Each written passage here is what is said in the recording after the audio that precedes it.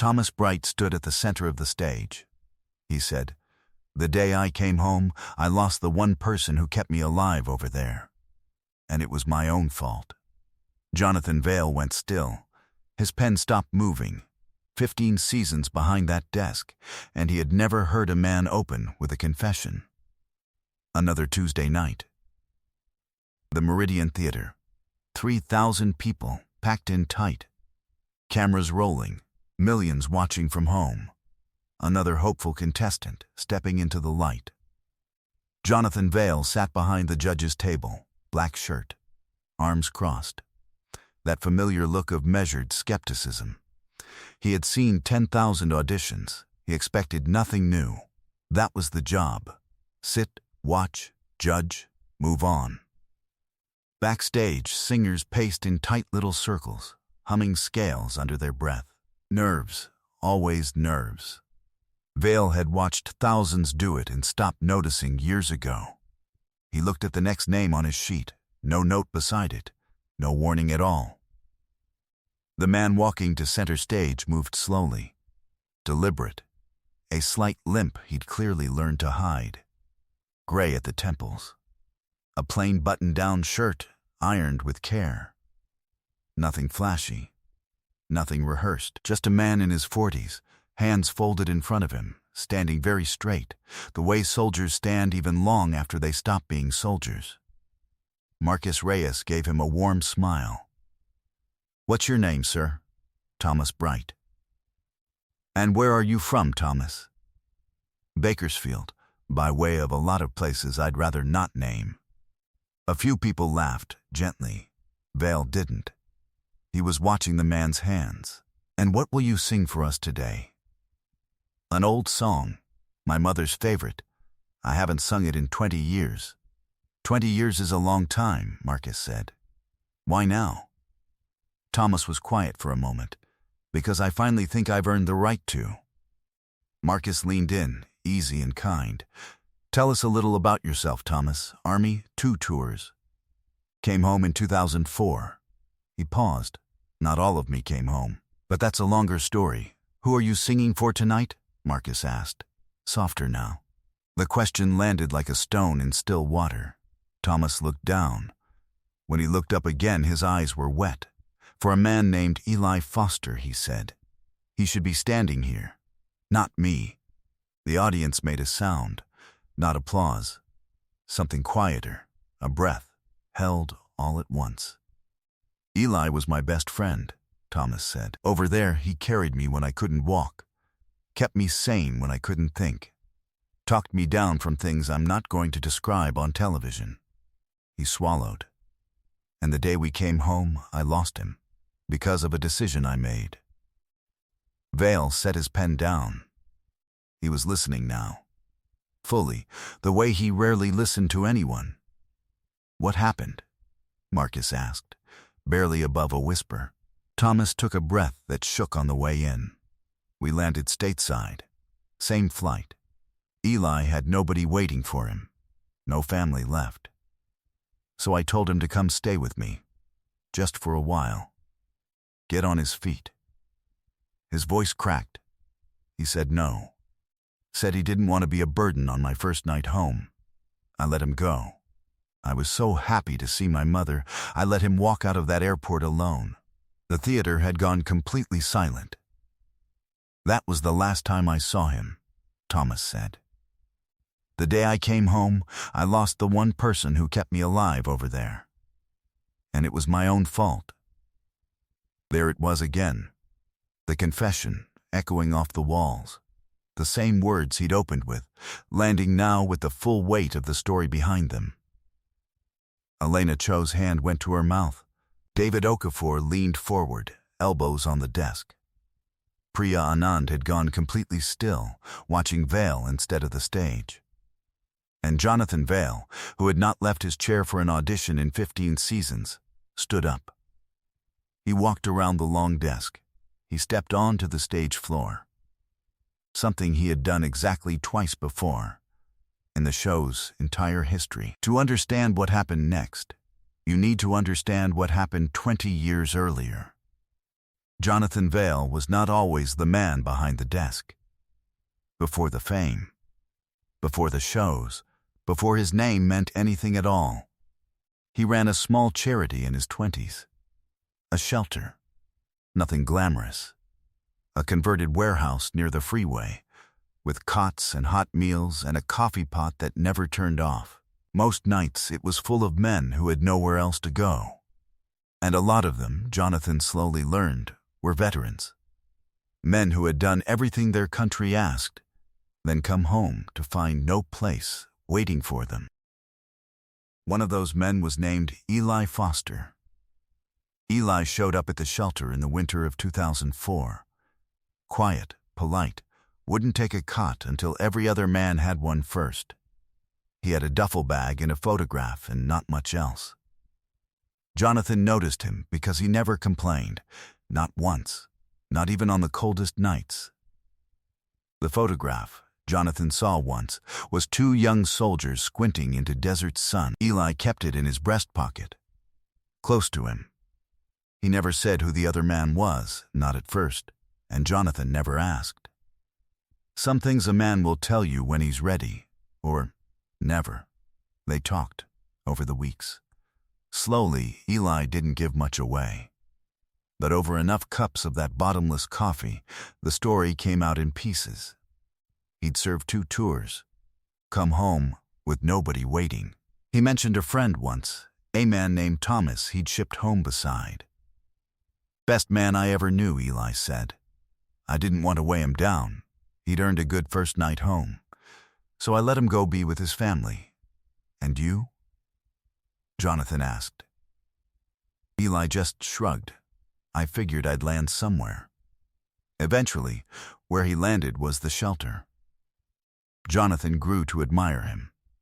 Eli started helping around the place, fixing what broke, calming the men who woke up shouting in the night. He had a gift for it.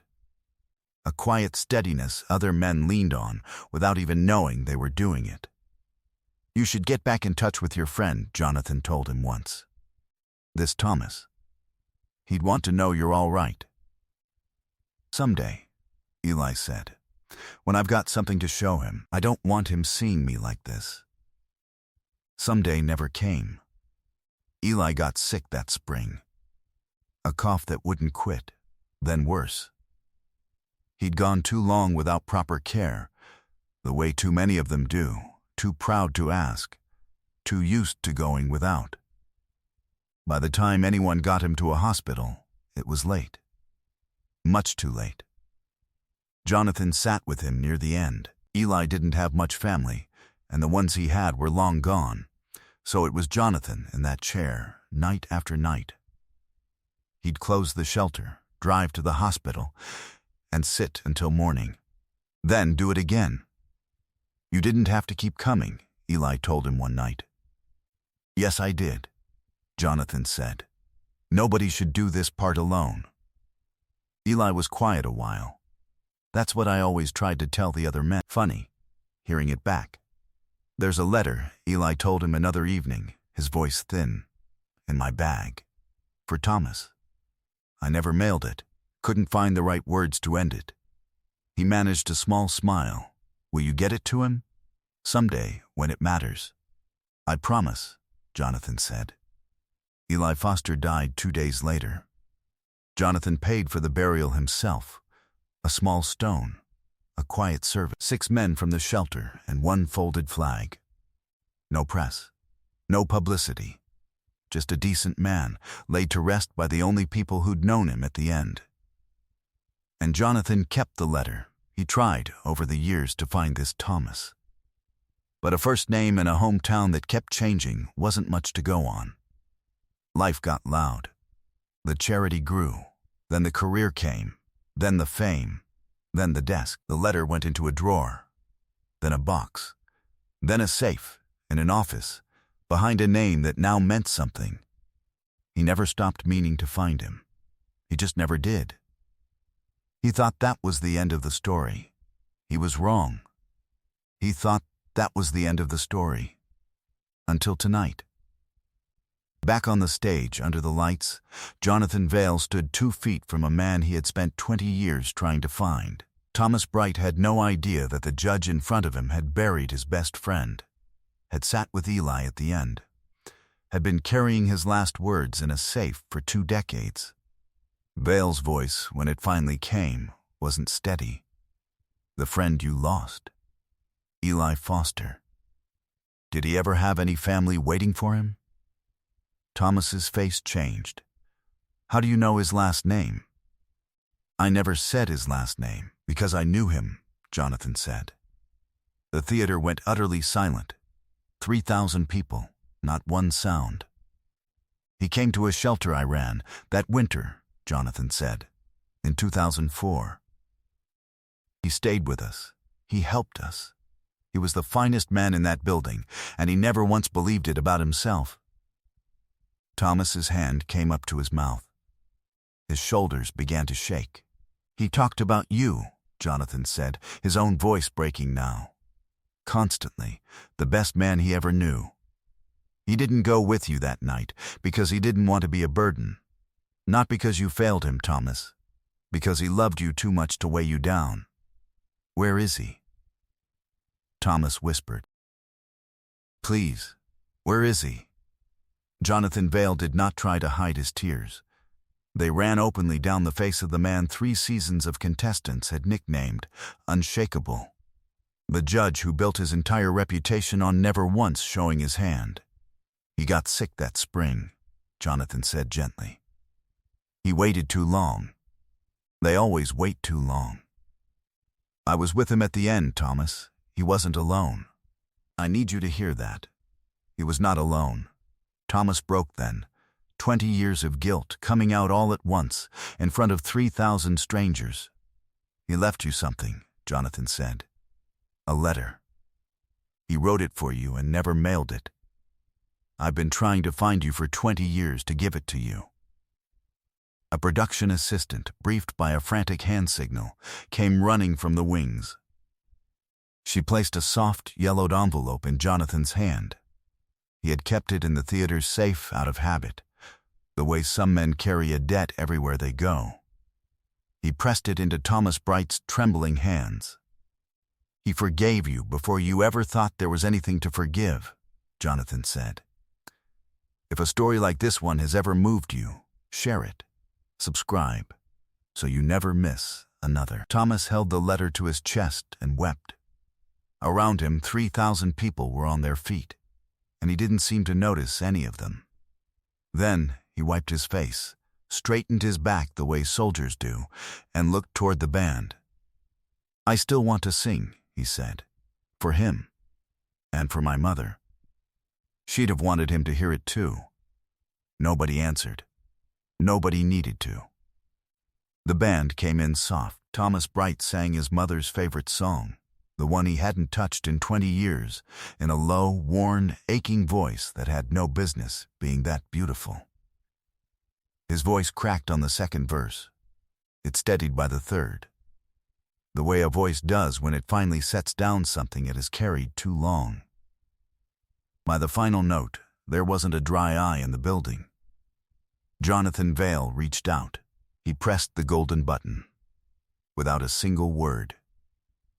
Gold confetti fell over a stage that, for one night, felt like it held 2 soldiers instead of 1. Thomas Bright read Eli's letter alone in his dressing room that night. He never told anyone what it said. He didn't have to. Jonathan Vail started a foundation the following spring, funding shelters and medical care for veterans who came home to nothing. This time, everyone knew whose name was on it. He named it after Eli Foster. Within 3 years, it had opened doors in a dozen cities, each one with a coffee pot that never turns off. He kept the empty yellowed envelope framed in his office, not the letter. That belonged to Thomas now, just the envelope, with a name on it, in Eli's careful hand. Every year, on the day Eli died, the 2 men visit the small stone with the quiet name. They don't say much. They don't need to. Some people spend their whole lives believing they let someone down. The truth is usually the other way around.